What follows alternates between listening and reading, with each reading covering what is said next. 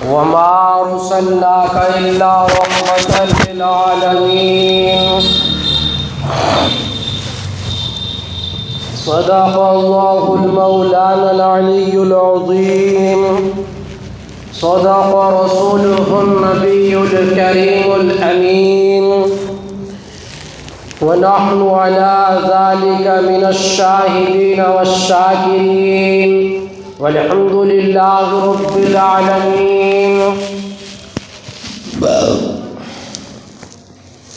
بزرگان محترم، کئی جمعوں سے لگاتار مسلسل آپ حضرات آقائے نامدار جناب محمد رسول اللہ صلی اللہ تعالی علیہ وآلہ وسلم کی سیرت طیبہ سنتے چلے آ رہے ہیں. مختلف گوشوں پر آپ کی زندگی کے مختلف حصوں پر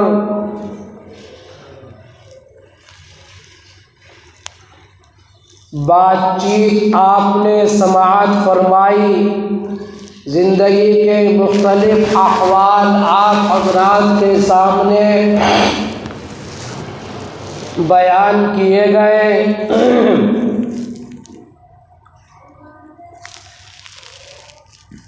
آپ کی سیرت کو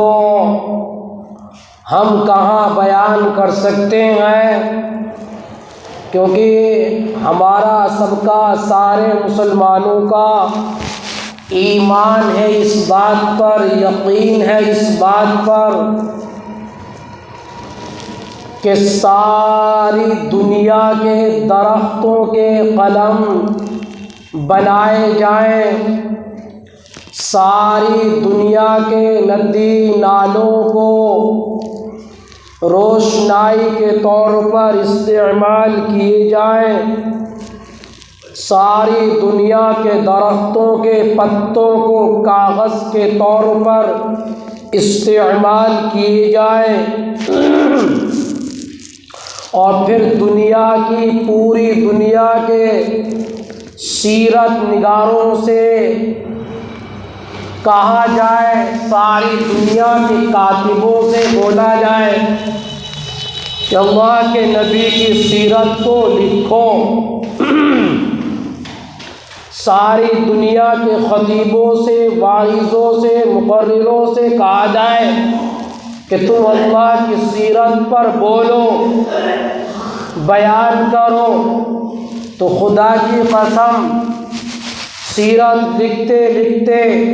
ساری دنیا کے درختوں کے قلمیں ختم ہو جائیں گے، ندی نالے خشک ہو جائیں گے،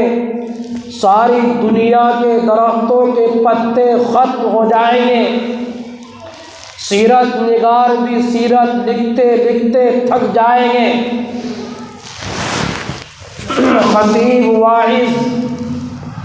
مقرر آپ کی سیرت کو بیان کرتے کرتے تھک جائیں گے، لیکن پھر بھی آپ کی سیرت مکمل نہیں ہو سکتی. آپ کے اندر جو اوصاف تھے، آپ کے اندر جو کمالات تھے، ان کمالات کو، ان اوصاف کو کوئی بھی مائی کا لال بیان نہیں کر سکتا. کیسے کوئی بیان کر سکتا ہے؟ اس دنیا کے اندر، اس روئے زمین پر آپ جیسے مقام والا کوئی شخص اس دنیا کے اندر آیا ہی نہیں. آپ جیسی شخصیت والی انسانیت اس دنیا کے اندر آج تک کسی نے جنم ہی نہیں لیا. آپ جیسے رتبے والا شخص اس دنیا کے اندر کوئی نہیں آیا. ذرا توجہ کیجئے کہ اللہ کے پاک پیغمبر جناب محمد رسول اللہ صلی اللہ تعالیٰ علیہ وآلہ وسلم کا اللہ رب العزت نے کیا مقام و مرتبہ بنایا، آپ کا کیا رتبہ بنایا کہ آپ جیسا چہرہ کسی کا چہرہ نہیں ہے، آپ جیسی آنکھیں کسی کی آنکھیں نہیں ہیں، آپ جیسی زلفیں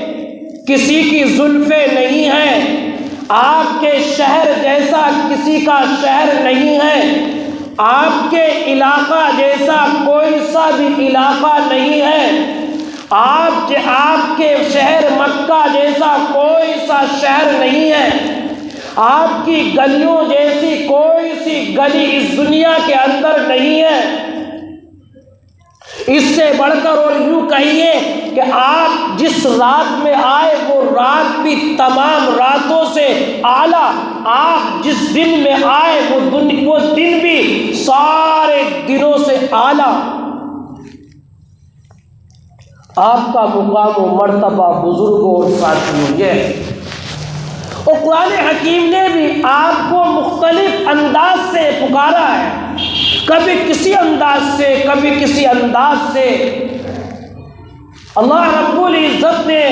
بڑے پیارے لہجے میں، بڑے پیارے انداز میں مختلف جگہوں پر اپنے نبی کو آواز دی ہے، اپنے نبی کو پکارا ہے، اپنے نبی کے اوصاف کو بیان کیا ہے، کہیں پر اپنے نبی کی آنکھوں کو بیان کیا، اور کہیں پر اپنے نبی کے چہرے کو بیان کیا، اور کہیں پر اللہ رب العزت نے اپنے نبی کے سر کے بالوں کا ذکر فرمایا۔ کیا مقام و مرتبہ تھا اللہ کے نبی کا۔ ایک موقع پر اللہ رب العزت نے بڑے پیارے لہجے میں اور بڑے پیارے انداز میں بیان فرمایا، بسم اللہ الرحمن الرحیم، انا اعطیناک الکوثر، اے نبی ہم نے آپ کو کوثر عطا فرمائی، فَصَلِّ لِرَبِّكَ وَانْحَرْ، اور میرے نبی تو میرے لیے نماز پڑھ اور میرے لیے قربانی کر، إِنَّ شَانِئَكَ هُوَ الْأَبْتَرُ، اور میرے محبوب تیرا دشمن ہی بے نام و نشان ہو جائے گا، تیرا دشمن ہی ابتر ہوگا۔ اس کا شان نزول مفسرین نظام نے لکھا ہے، بلکہ پہلے آپ کوثر کے معنی سمجھیے کہ کوثر کیا چیز ہے۔ بعض روایت کے اندر لکھا ہے کہ کوثر سے مراد حوض کوثر ہے۔ اللہ رب العزت نے آپ کو حوض کوثر عطا فرمائی، جس حوض سے آپ کا ہر ایک امتی، آپ کا فرما بردار، آپ کا تابع دار اس حوض سے ہر ایک پانی پیے گا، ہر ایک اس حوض سے آپ کے ہاتھ مبارک سے جام پیے گا۔ اور بعض روایت کے اندر لکھا ہے کہ کوثر کہتے ہیں عرش سے فرش تک، تحت الثری سے عرش معلی تک، مشرق سے لے کر مغرب تک، شمال سے لے کر جنوب تک، ساری دنیا کی عظمتیں، ساری دنیا کی رفعتیں، ساری دنیا کی اچھائیاں، ساری دنیا کی بھلائیاں کو ایک جگہ جمع کر کے اس کو کہتے ہیں کوثر۔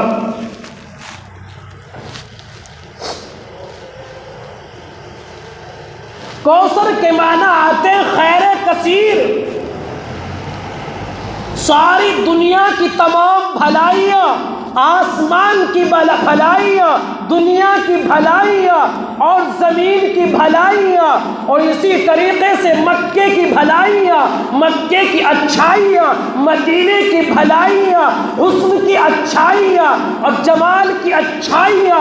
اور مشرق کی اچھائیاں، مغرب کی اچھائیاں اور ساری دنیا کی بھلائیاں اللہ کے نبی کی گود میں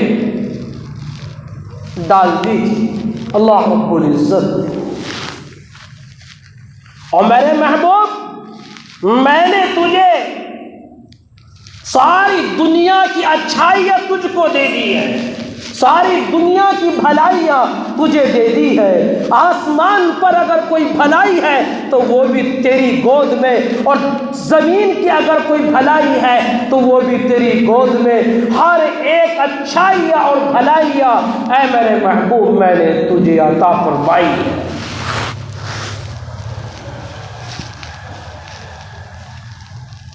مفسرین اعظام نے اس کا شان نزول اس طرح لکھا ہے کہ جس وقت اللہ کے پیارے نبی جناب محمد رسول اللہ صلی اللہ تعالی علیہ وآلہ وسلم کی گود مبارک میں آپ کا فرزند انجمن ابراہیم آپ کی گود میں لیٹا ہوا تھا اور بیماری کی وجہ سے تڑپ رہا تھا، بہت بیماری ہو رہی تھی۔ اپنے بیٹے کی بیماری کو دیکھ کر میرے نبی بھی تڑپ اٹھے، میرے نبی کی آنکھوں سے آنسو روا ہو گئے۔ اللہ رب العزت کی بارگاہ میں یوں فرمایا، میرے مولا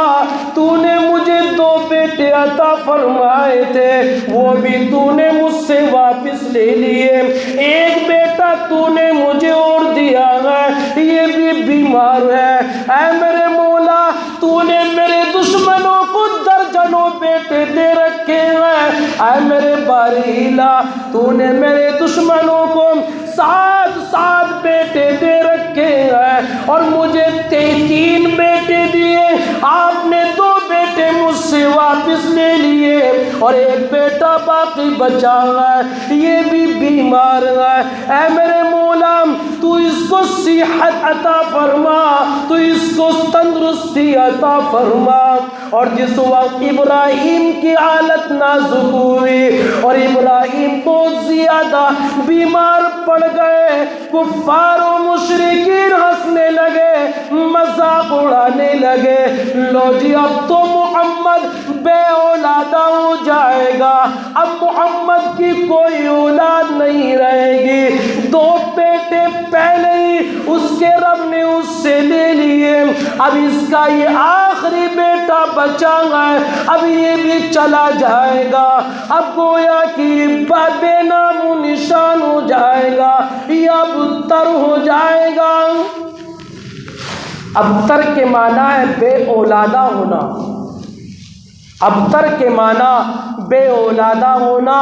تو کفار و مشرکین نے یہ کہنا شروع کر دیا، ان شانئک هو الابتر، کہ محمد تو بے اولادہ ہے، محمد کی کوئی نرینہ اولاد نہیں ہے، اب اس کا سلسلہ منقطع ہو جائے گا، اس کی اولاد کا سلسلہ اب آگے نہیں چلے گا، اب اس کی اولاد کا سلسلہ یہیں پر ختم ہو جائے گا، اب اس کی جب کوئی اولاد نہیں ہوگی تو یہ دین بھی یہیں پر ختم ہو جائے گا، دین اب آگے نہیں بڑھے گا۔ جب اس کی اولاد ہی نہیں ہوگی تو دین کو کون پھیلائے گا؟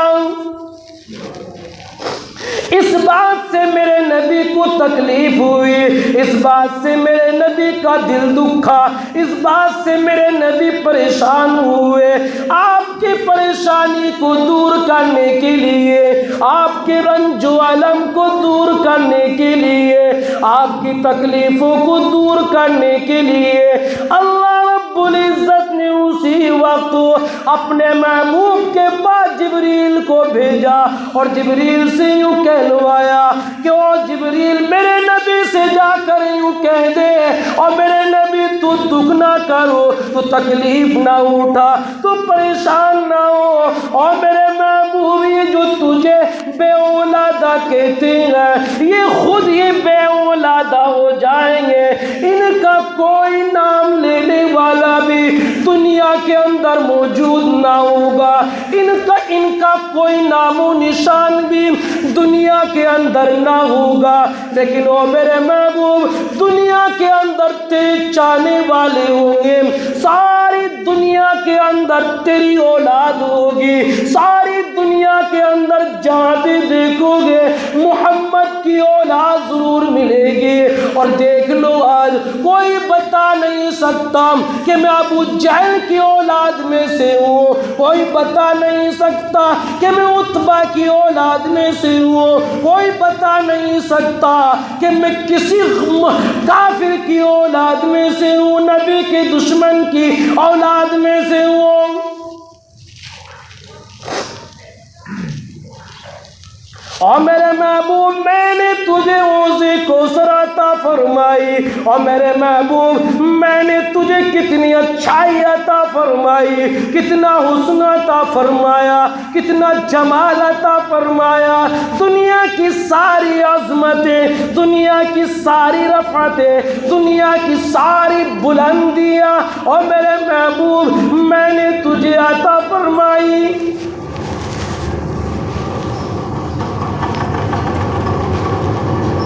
اللہ رب العزت نے اپنے محبوب کو وہ وقت یاد دلایا، اور میرے محبوب ذرا تو وہ وقت تو یاد کر کہ جب تو دنیا کے اندر آیا تھا تو یتیم بن کر آیا تھا، اور جس وقت دائی دودھ پلانے والی عورتیں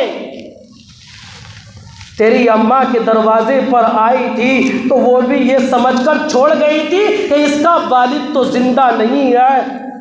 تو ہمیں کیا ملے گا، یہ سمجھ کر چھوڑ کر تجھے چلی گئی تھی۔ اور میرے محبوب پہ تیرے دروازے پر حلیمہ نامی عورت، تیری دائی حلیمہ تیرے دروازے پر آئی،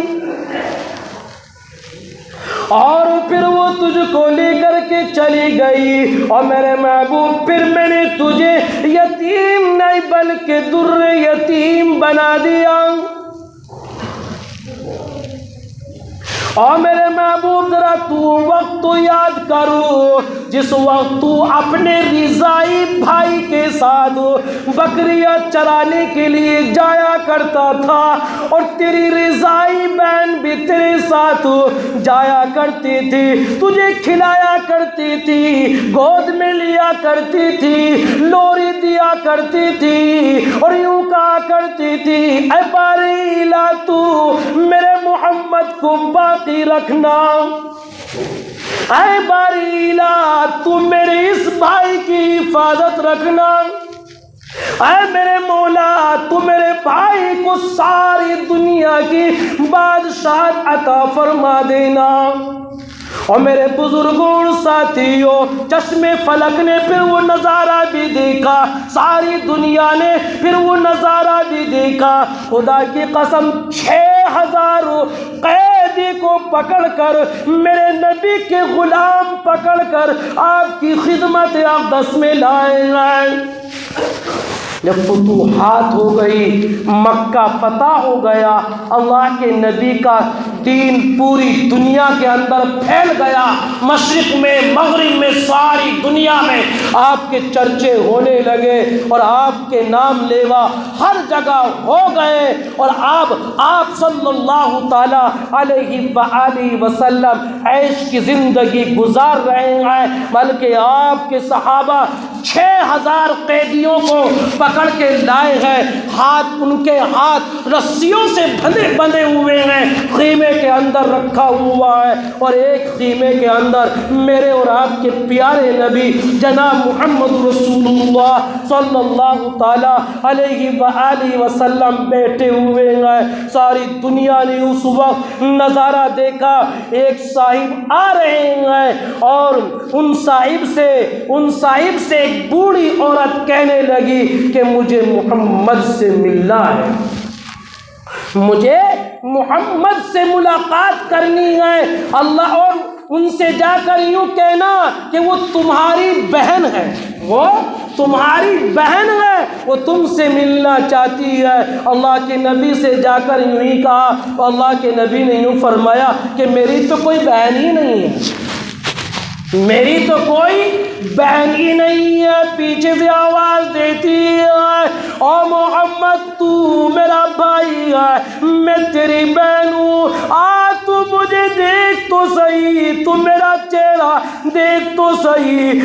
میں تجھے نشانی دکھاؤں گی، میں تیری بہن ہوں، تو میرا بھائی ہے، میں تجھ سے ملاقات کرنا چاہتی ہوں۔ مدتیں گزر گئی، 50 برس کا زمانہ گزر گیا، اور خدا کی قسم وہ بہن سامنے آئی، میرے نبی کھڑے ہو گئے اور اپنے سر مبارک سے چادر اتار کر کے زمین پر بچھا دی۔ اور خدا کی قسم یہ کون سی چادر ہے؟ یہ وہی چادر ہے جو معراج پر لے کر میرے نبی گئے تھے، اور خدا کی قسم یہی وہ چادر ہے جس چادر کو اوڑھ کر میرے نبی نے سجدے کیے ہیں، یہی وہ چادر ہے جس چادر کے اوپر میرے نبی کے آنسو مبارک ٹپکے ہیں، اور میرے نبی کے آنسو کو اس چادر نے جذب کیا ہے۔ آج میرے نبی نے اس بہن کے بیٹھنے کے لیے خدا کی قسم وہ چادر بچھا دی، اور خدا کی قسم کھڑے ہو گئے ادب میں کہ ہاں تو میری بہن وہی شیما ہے جو بکریوں کو چرانے جایا کرتے تھے۔ اور خدا کی قسم سارا منظر نبی کو بچپن کا اپنا یاد آ گیا، اور شیما نے اسی وقت ہاتھ سے اپنا کرتا اٹھا کر کے دکھایا گیا کہ دیکھ بھائی، تو نے محبت میں میرے کاٹا بھی تھا، آج تک وہ نشان موجود ہے۔ اور بڑی محبت سے کہا میرے بھائی، میں تجھے کھلایا کرتی تھی، میں تجھے لوری دیا کرتی تھی، اور یوں کہا کرتی تھی میرے بھائی محمد کو باقی رکھنا ہے باریلا، تو میرے بھائی کو دین کا علوم دے دے، تو میرے بھائی کو توحید کے علوم دے دے، تو میرے بھائی کو تبلیغ کے علوم دے دے، میرے بھائی کو ساری دنیا کی بادشاہ دے دے۔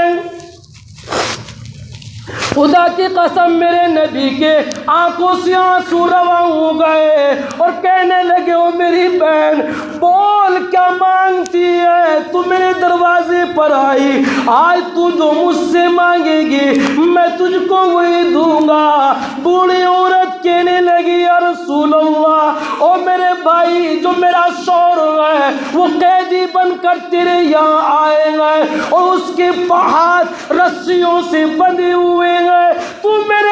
شوہر کو چھوڑ دے۔ اللہ کے نبی نے یوں فرمایا کہ میری بہن شیما نام تھا ان کا، کہ میری بہن شیما اب میں تیرے شوہر کو ہی نہیں بلکہ جتنے بھی 6,000 قیدی ہیں ان تمام کو میں رہا کرتا ہوں۔ واقعات تو وہی میری بہن ہے، 50 سال کا زمانہ گزر گیا ہے، آج بہن کے اوپر نظر پڑی ہے۔ یہ بڑی پیاری گفتگو ہے اللہ کے نبی کی، اور بڑا درد بھرا واقعہ ہے، یہ کئی جمعوں سے چل رہا ہے، انشاءاللہ بھی چلتا ہی رہے گا۔ اللہ مجھے بھی اور آپ کو بھی اپنی مرضیات پر چلنے کی توفیق عنایت فرمائے، آمین یا رب العالمین۔ وما علینا الا البلاغ۔